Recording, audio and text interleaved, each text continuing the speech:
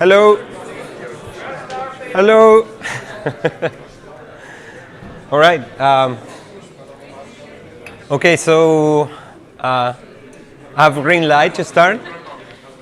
So yeah, just first of all, before presenting myself or introducing myself, just want to say thanks to everyone who organized this conference, who gave me the opportunity to be here. Plus, big thanks to all of you for coming to this talk. So another thing is like have a special guest today. So my sister is here. So just would ask you for a big applause because of her.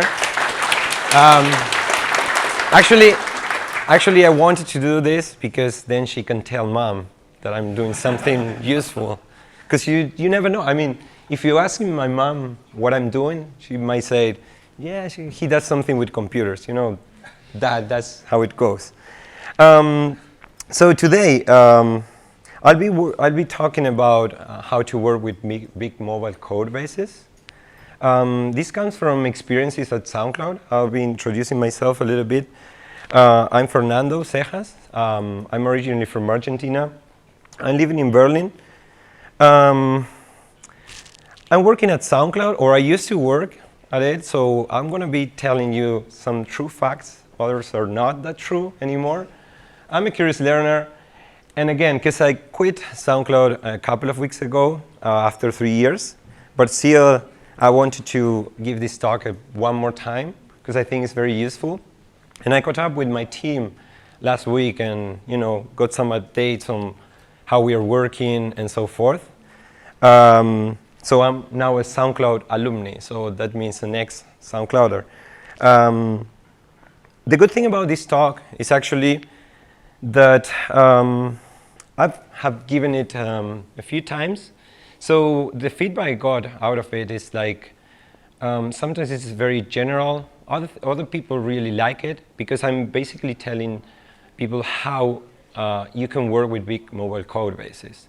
It's not pretty straightforward. As it sounds sometimes, we are developers and we write code and we say like, I'm going to develop this big application. And then it turns out that there's a lot of moving parts. It's not the same when you're working on your pet project. And that's why, well, I have a blog, that I try to keep up to date. You can visit it. I try to share my experiences as I'm doing here. I have to say that I'm not a good developer. I'm just like here to share all the disasters I made during my professional life and all the lessons learned I got out of that.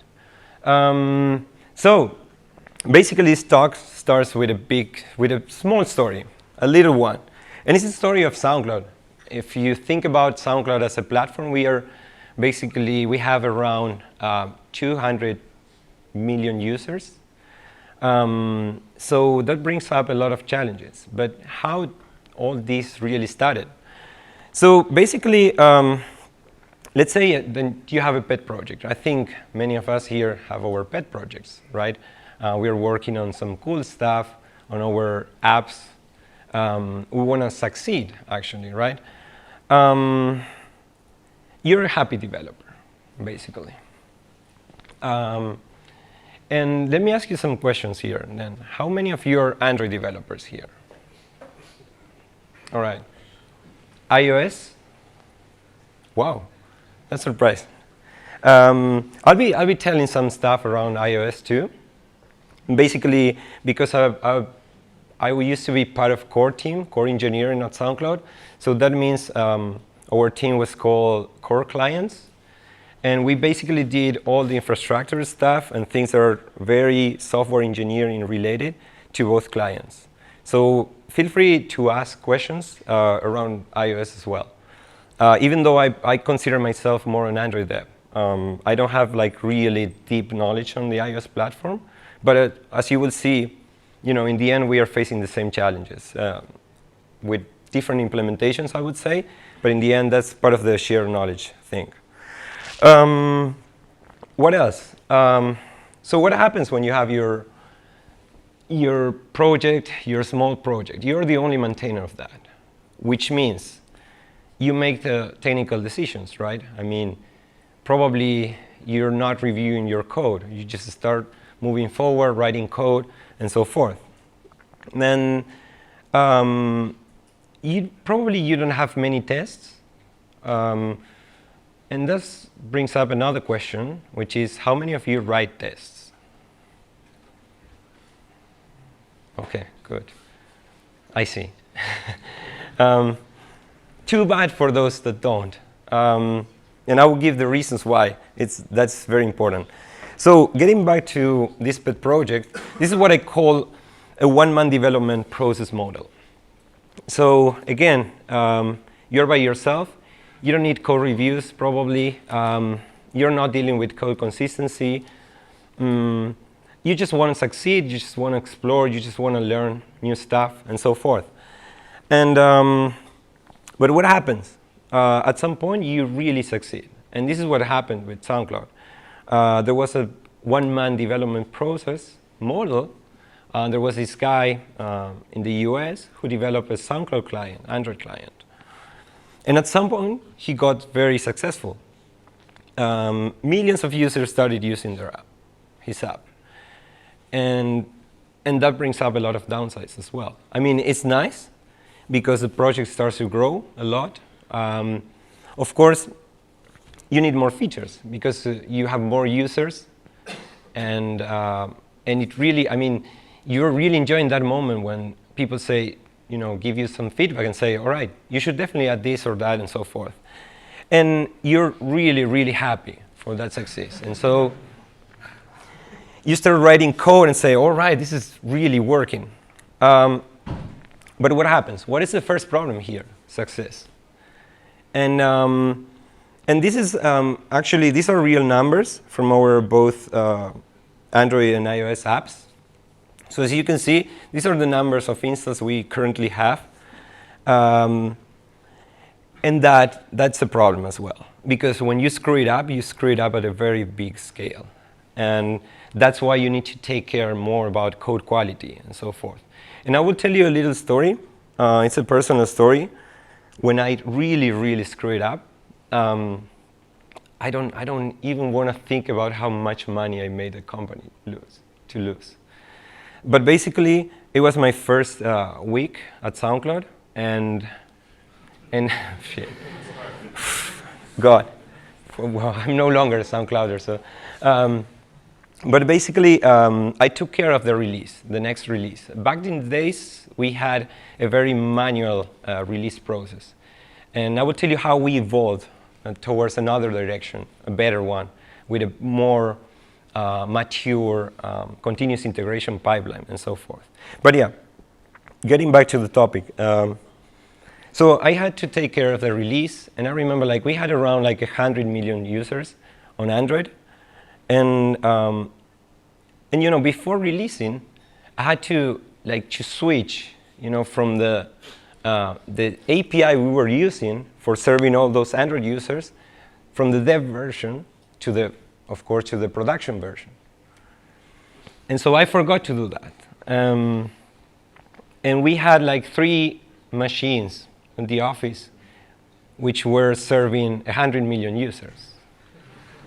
3 old machines that we used for development, right? And at some point, I just went home, just really happy that I could, achieve that goal. And yeah, I went running, I remember, and I was trying to use the app, the new version, my version, the first version I would ship. And I couldn't play a song. It's just oh, this is not working. And 5 minutes later, the CEO of the company just called me and said, I was told that you were the release captain for this. Is that you? Just hung up. So I said, yes. So I don't know if you noticed that, but the app is not working.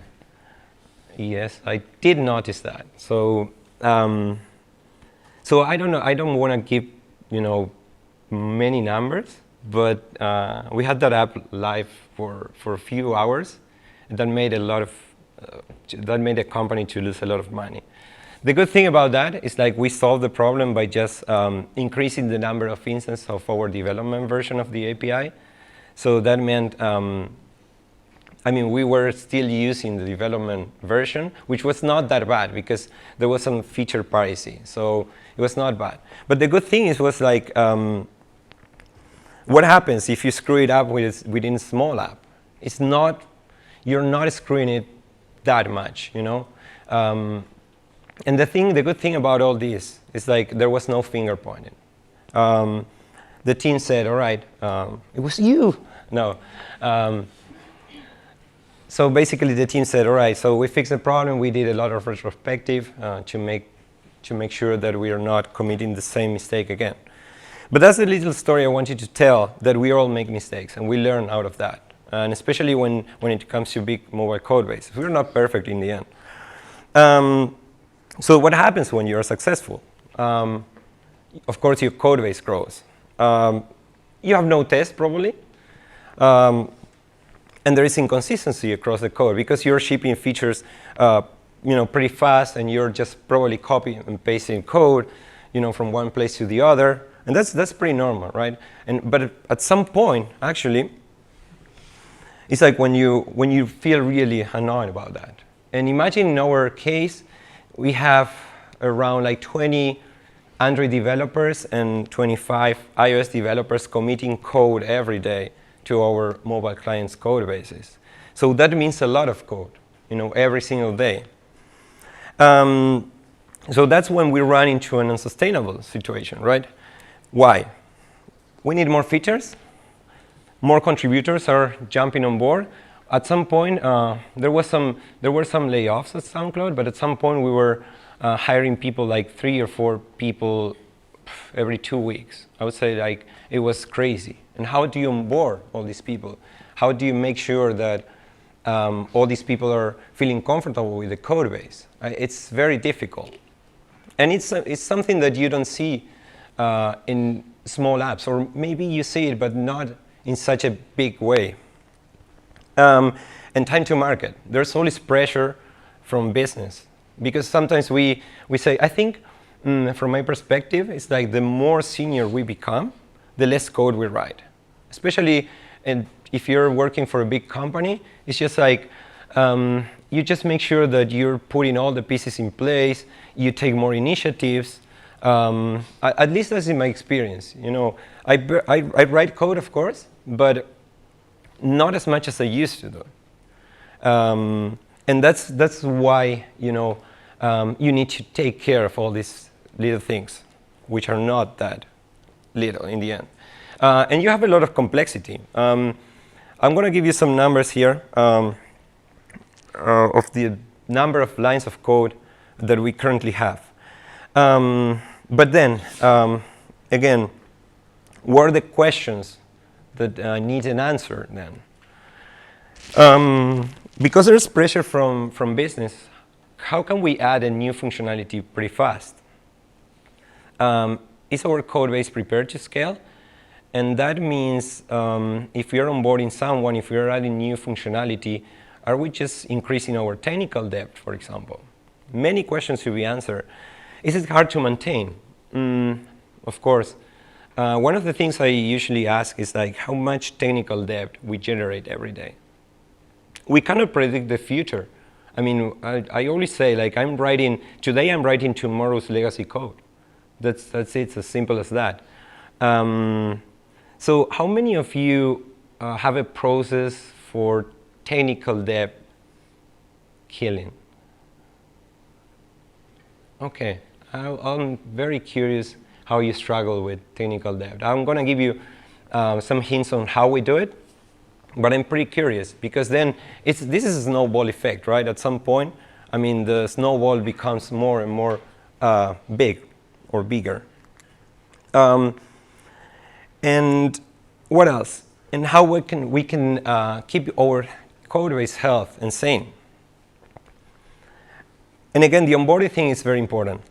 But I'm going to introduce a bunch of facts, things that I think are important when it comes to working with a big mobile code base. So the number one is like, if your code is hard to work with, just change it.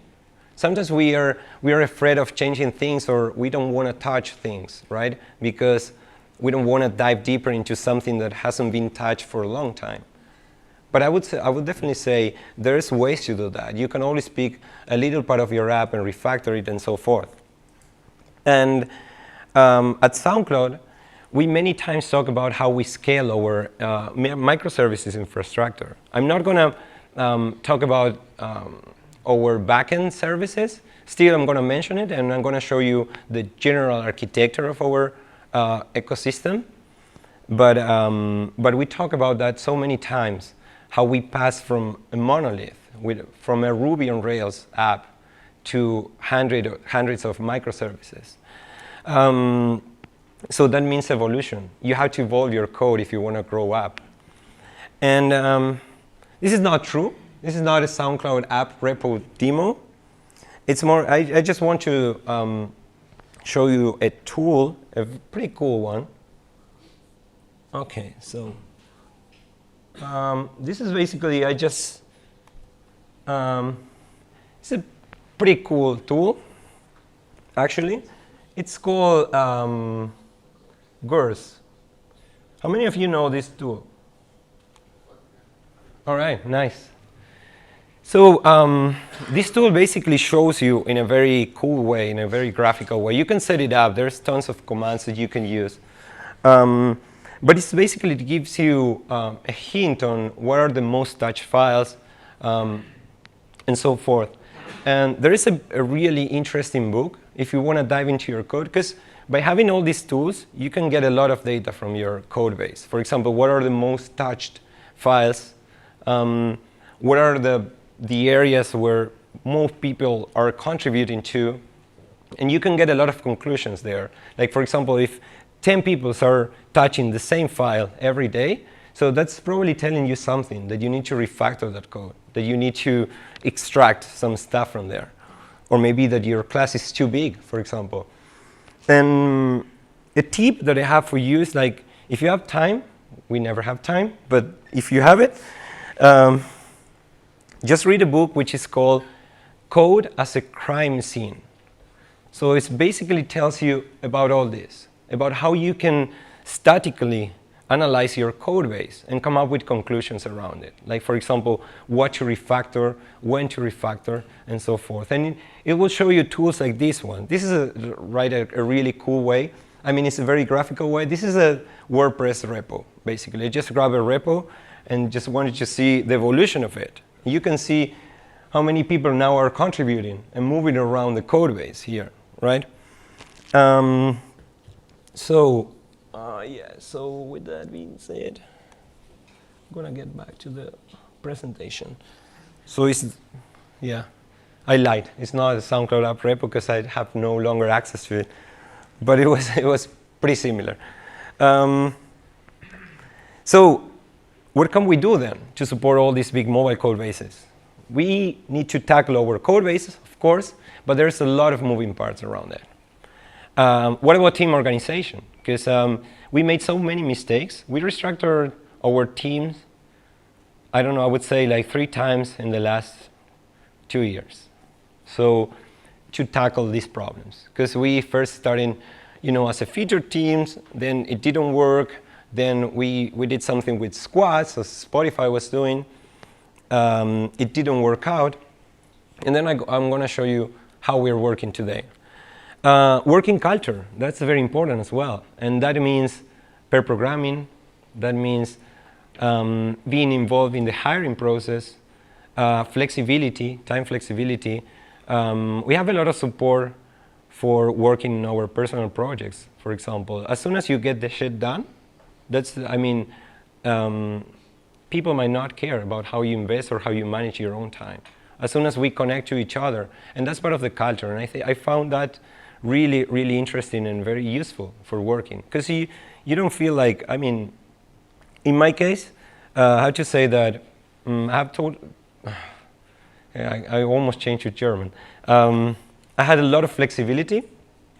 And and then I could go to the office at noontime and then work, I don't know, 3-4 hours. As soon as I get everything done, it's not a problem then. But that's why it's important, and it's important that everyone fits within the same culture. Everyone, at least we care about like people being super friendly and useful and very open to receive feedback. So as you can see, there's all these moving parts that need to fit all together, and we need to assemble this puzzle in order to succeed with big code bases. And so, with that being said, what are the worst enemies of these code bases, these big ones? First one, size. The bigger your code base is, then the more problems you might run into. Complexity. This is code. I don't want you to pay attention to this piece of code, but basically, this is it's a method to find a node in a red-black tree. So if you start reading this, this is a very complex code. Most of the time, it will take some time to figure out what's going on there. That's why complexity must be hidden. You have to encapsulate complexity, always. Just wrap it inside a method, or another method, or an object, or whatever. Flaky tests. So that's another problem you might run into, or at least we run into. Flakiness, everyone knows the concept of flakiness here? So a flaky test is a test that fails for specific, not reasons related to your logic. For example, I would say when you have end-to-end tests or acceptance tests, let's say you're testing your app in a UI way, a test might fail for many reasons, right? It might fail because of some logic. It might fail because of network conditions, because we are dealing with mobile devices. When we are running those tests, maybe your network is not working, and you don't know why, and you get a failure. And you have to spend time on that. Or maybe race conditions, or whatever reason. So especially when it comes to UI tests, most of the time they are flaky by nature. Because of all these conditions that I mentioned. A unit test is something completely different, could fail for other reasons as well, but UI tests tend to fail a lot. So these are the list of tests that we see that are failing because of flakiness. So we basically develop a platform inside to detect which are the flaky tests. And every single day when we go to Slack, we see which are the tests that failed the previous day. So that's one of the enemies. We spend a lot of time trying to figure out flakiness, and it's something that you might run into. And you need acceptance tests. Anti-patterns.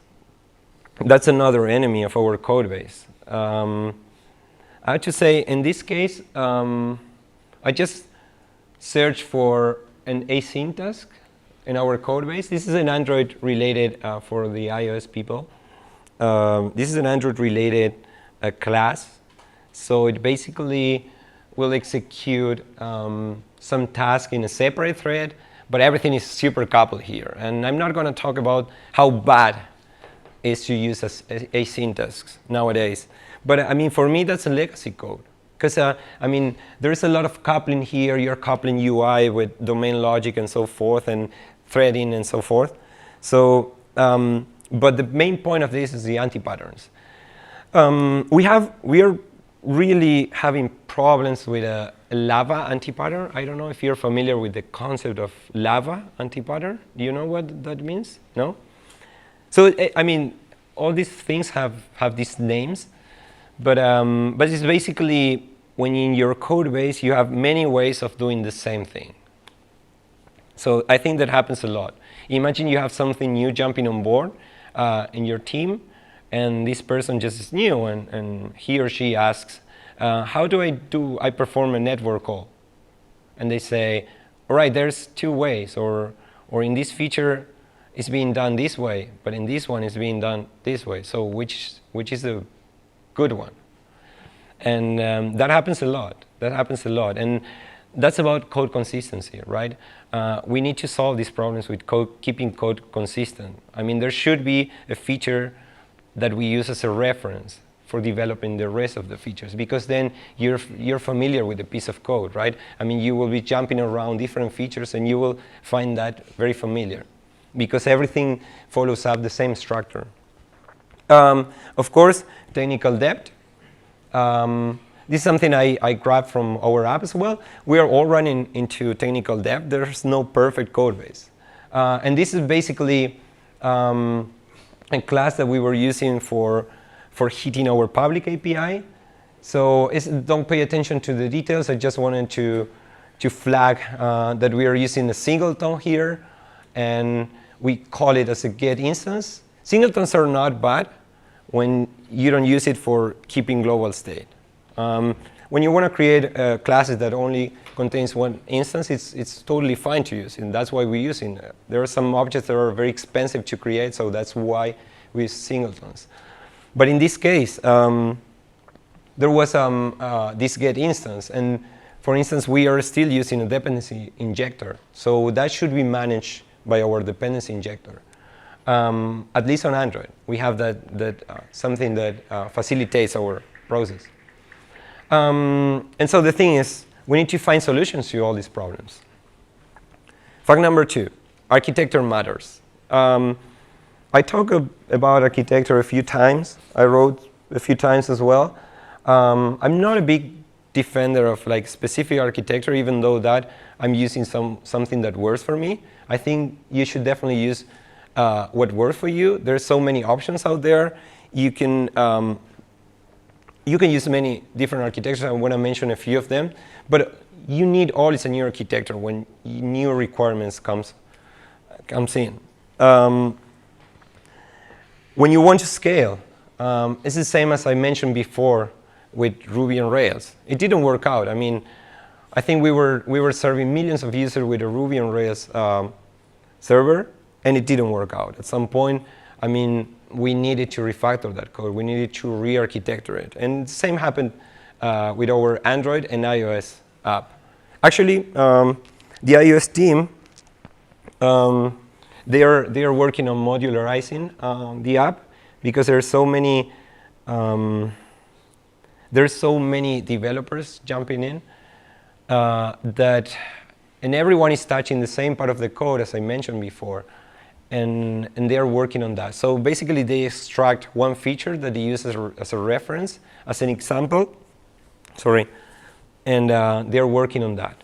And on the Android side, we are still considering that, but we are not there yet because our architecture is really working well. So the thing is, pick an architecture and just stick to it. It doesn't matter whether that is an onion layers, a clean architecture, ports and adapters, model view presenter in a very pure way, custom combination, and we are using that at SoundCloud. When I started writing about like clean architecture, people ask me, "Oh, how do you use it?" I'm not using it. I just wrote about it. I'm just using a custom combination because you cannot solve all the problems with a single architecture. You have to adapt it. Of course, it's based on that, but it's not strictly following all the principles. And your own, and that's what we did as well. We have something we call Spoker. Don't ask me why. Someone just came up with this kind of cool name. And it's based, of course, clean architecture with use cases, and if you're familiar with that concept. We can deviate the topic, and I would definitely love to catch up with anyone interested in that topic. But the thing here is like use your own architecture, stick to it, and keep your code consistency. And the benefits, of course, is rapid development. You might just grab a feature and it's not about copying and pasting code, but it's still like following kind of some principles that you decided to use across your code base. Your code is going to scale pretty well because it's consistent. And you just probably, the idea behind an architecture is just to follow up certain rules, right? And we created a framework around that that we extend, so it scales pretty well. And this is basically like a small picture of our SoundCloud ecosystem. Just gonna go quickly here. So basically we have our clients, the web clients, the Android and iOS clients. Then we have two BFFs. This is a pattern, a very well-known pattern, which is called backend for frontend. So basically we have two APIs, one for mobile and another for web. So that means, of course, it makes sense because we share most of the data between iOS and Android because there is a feature parity. So there's no need to create separated APIs for both platforms. For web, it's completely something different. It's another client. And this BFF's pattern is basically, let's say, a layer on top of our microservice architecture. So we have, like, as I said, like 140 microservices. And all of them, I mean, they're different programming language, because that's a good thing about the microservices, because it's an isolated piece of code that works and communicates with other microservices. So you can basically pick different programming languages according to your needs. But most of the time we are using Scala. We are using, just out of curiosity, we are using a framework from Twitter, which is called Finagle. And Finagle is basically a reactive framework. It gives you a lot of things for free. So basically, each microservices, to generate the output for the APIs data for our mobile clients, we are basically composing what is coming from each specific microservices. We are composing in a very reactive way, and then by using futures. And then we process the data and return it to the clients. And we are doing the same with our API Web BFF. Other thing, like, this is a piece of code of our Android app. I'm not want you to get into the details, basically. But it's just like saying, this is an activity for us. It's pretty tiny. I mean, most of the time you run into these God classes with tons of lines of code. They're really hard to maintain. So basically, what I wanted to show is like how we evolve our code. I mean, this is an activity. It has like around, I don't know, 60 or 70 lines of code. This is a fragment as well. So we are basically running away from the framework. And iOS is doing the same thing. It says everything is encapsulated outside the framework. We don't want to deal with the framework. We just want to we just want to make sure that we are able to test our classes. And you know how many problems the frameworks bring up in terms of testing when you depend too much on the framework. Fact number 3, there is, again, evolution in your code. You need to constantly refactor it. Be a good Boy Scout, explore new technologies, and of course, try out new things, new approaches. I think most of the time, again, we are a bit afraid of trying out new things or exploring new technologies. We bet on RxJava back in 2012, when RxJava was really new. And I think it gave us a lot of good things, and we are really happy with it. Now we are migrating to RxJava 2.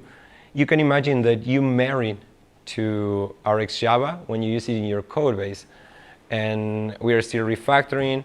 We are doing it in baby steps, of course. I can give you more details if you're interested in that. But that's what I wanted to say. We are constantly evolving our code about using refactoring. And always, if you do it, just do it in a baby steps, like little by little. Just wanted to point just a piece of code that we had in our code base. So this is basically a processor that we were using. And so basically, this is part of the domain layer. So what happens here? If you're familiar with the solid principles, this is basically breaking the open-close principle, which stands for every time that I need to add a new processor, I will have to modify my domain logic. And my domain logic is what is solving my problem. right? So I don't want to do this. I don't want to touch that piece of code every time I add a new processor. So basically, just, when you run into this situation, you find this kind of piece of code. Just refactor it. Be a good Boy Scout. I mean, your colleagues will appreciate that. And so basically, yeah, what we did is just as easy as creating interfaces and extracting the key processor into a map outside your domain logic. So every time you need a new processor, you just add it to the map, and that's it. And you only keep this piece of code in your domain logic, which is basically, you're getting rid of all these switch cases and so forth, which are pretty bad. Again, testing. I'm not going to touch any piece of code that don't have or doesn't have tests. That's for me. Because what's the main purpose of tests? The main purpose is to make sure that your code works as expected. So if you don't have tests, what happens? If I touch something, I don't know if I'm breaking part of your code. So that's why how we do it. We have a very mature, again, continuous integration pipeline. We have developed a few tools. I know that many companies which are not that big cannot do that because it takes time, it takes a lot of effort, and it takes a lot of resources and money as well. But again, even though that, we are still struggling with technical debt. We have technical debt, anti-patterns, legacy code. And how we do this? For me, technical debt means code without tests. That's technical debt.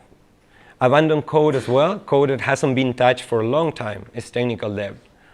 I'm pretty sure that everyone here has this piece of code in your code base that no one wants to touch, right?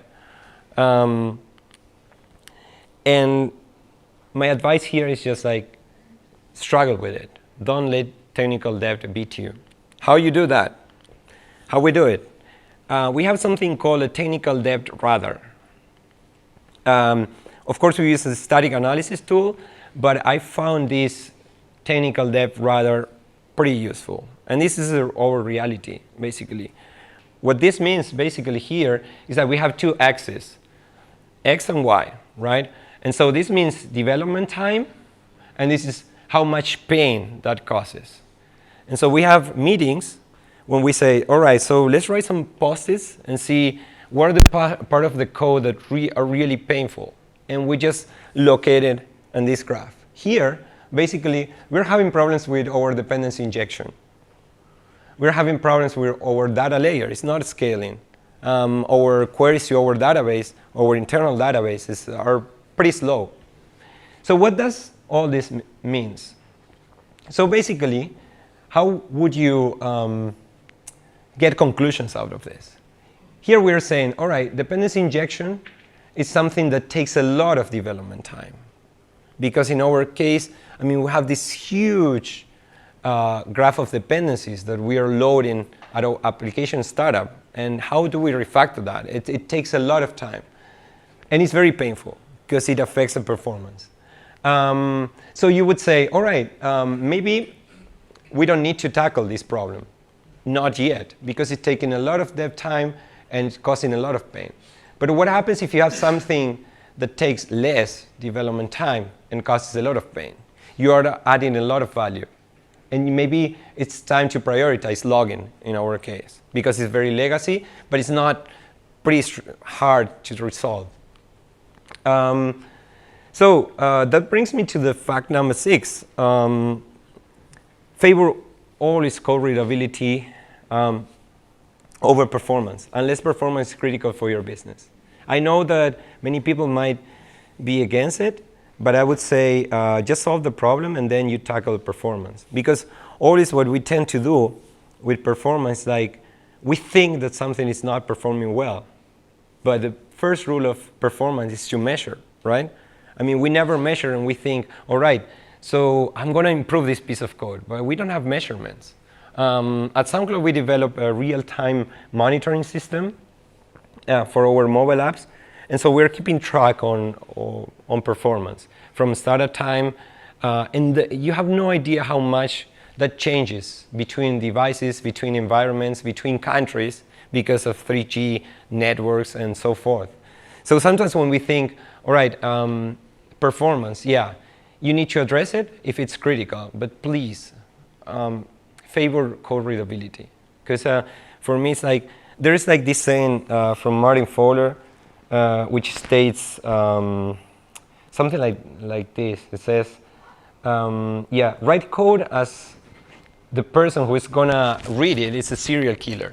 So basically, you want to make them happy, right? Because that's what usually happens. Like, you just see some piece of code and say like, oh, who the hell wrote this? Maybe it was you, right? I mean, it's happened to me a few times. But always encapsulate complexity and monitor it.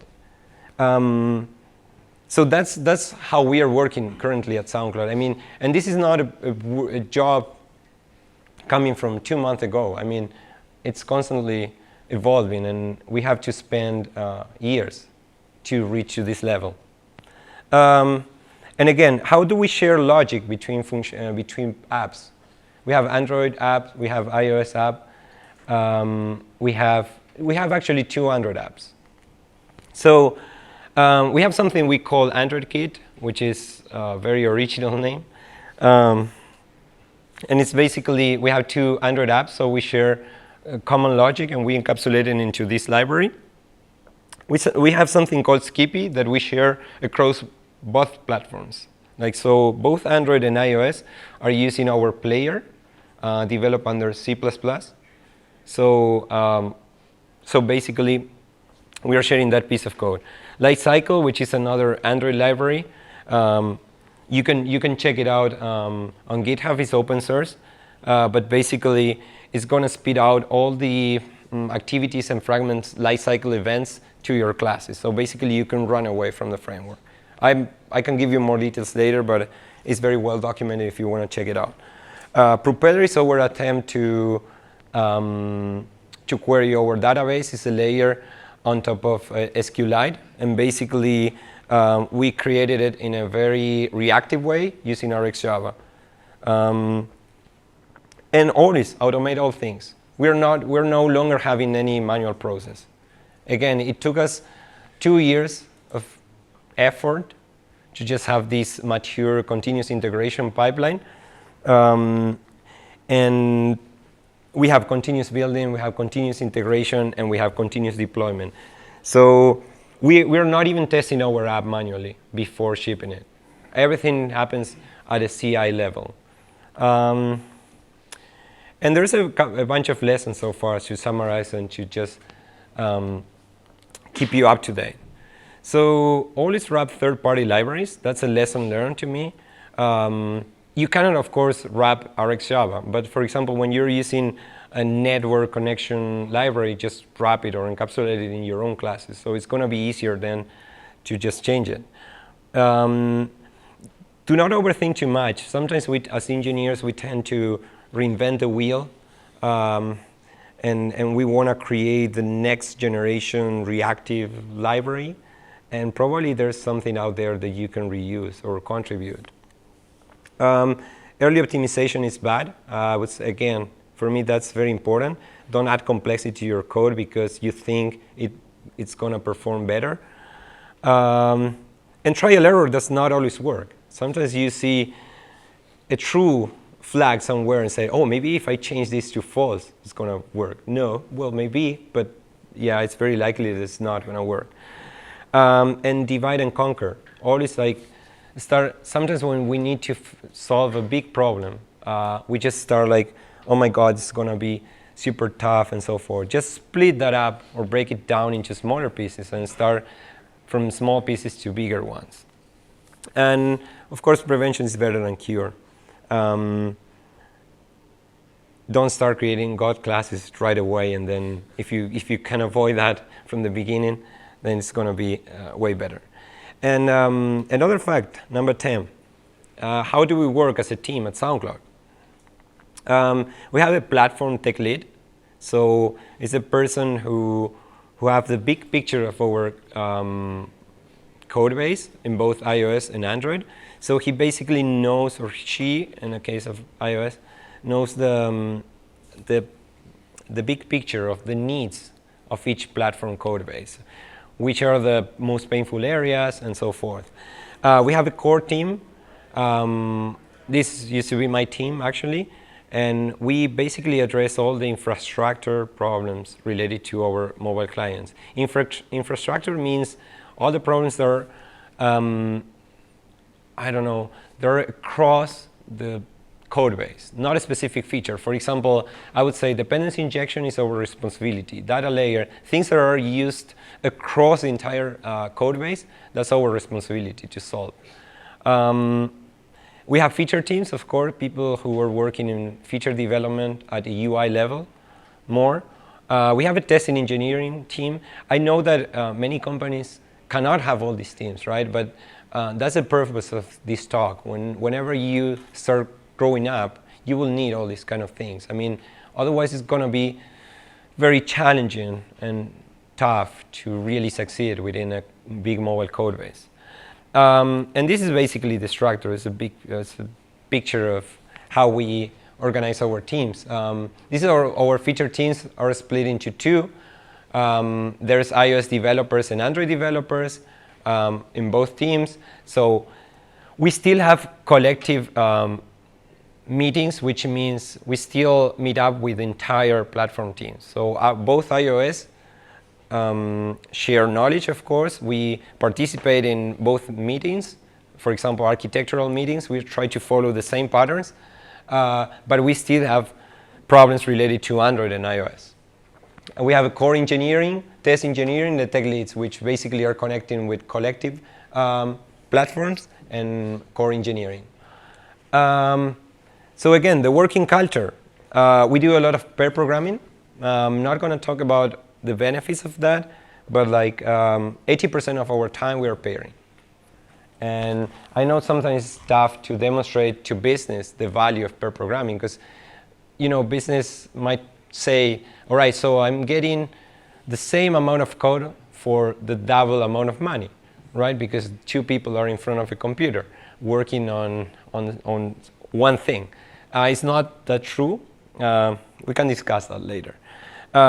We use a Git branching model. This is very important because we don't accept PRs bigger than 500 lines of code, because otherwise no one is going to review it.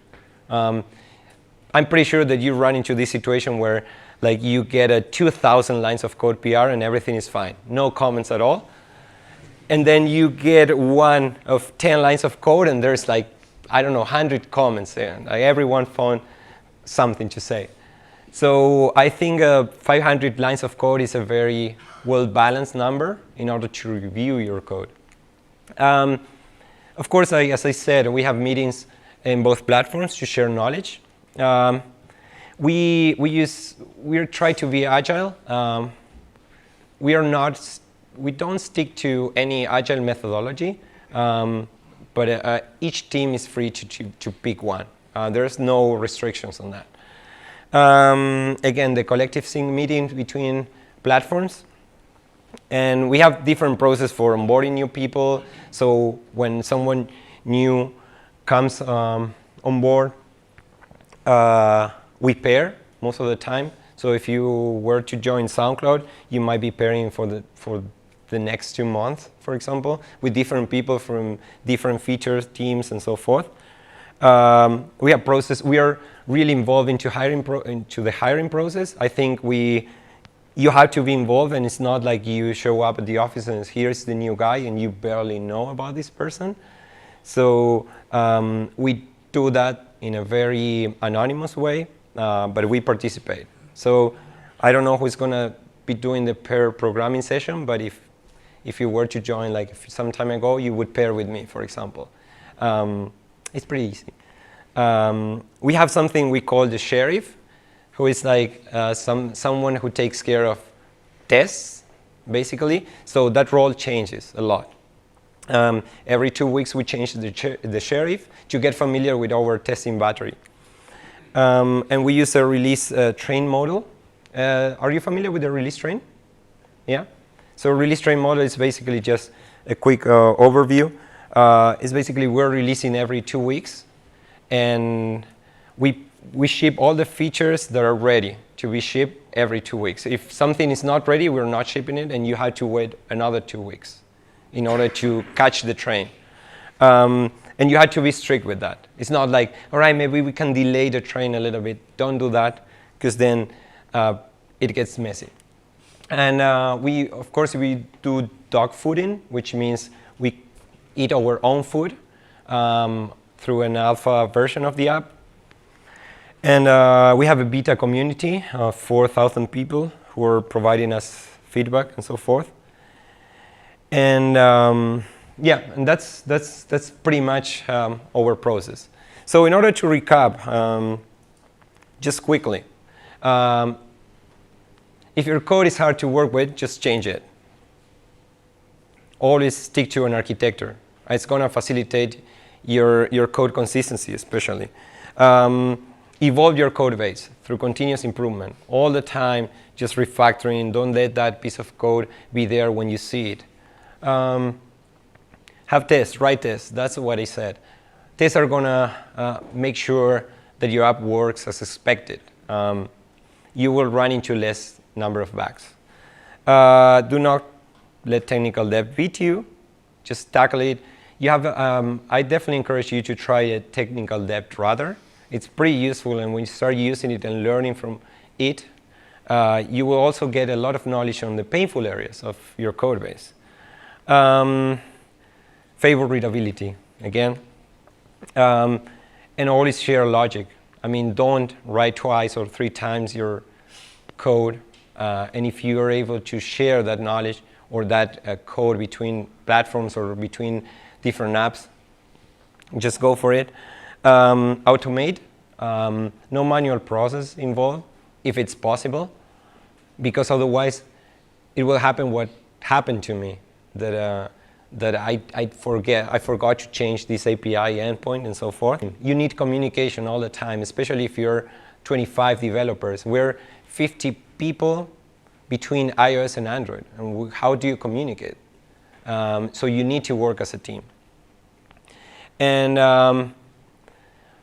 since, as a conclusion, and just to wrap it up, if you're using object-oriented programming, use solid principles.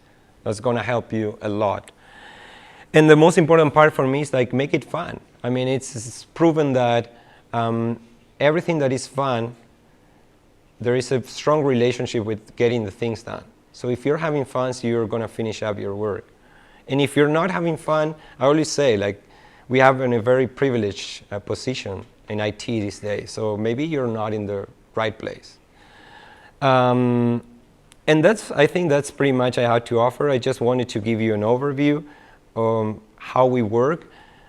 And the idea behind all this is like I'm going to be around, and we can address all these problems in a very particular way with all of you. I encourage you to come to show up and ask me questions, or we can even pair, or I can help you out with anything. I'll be more than happy to help out. And I think we have time for questions, right? Yes, we have. Please. And thank you first. Yeah.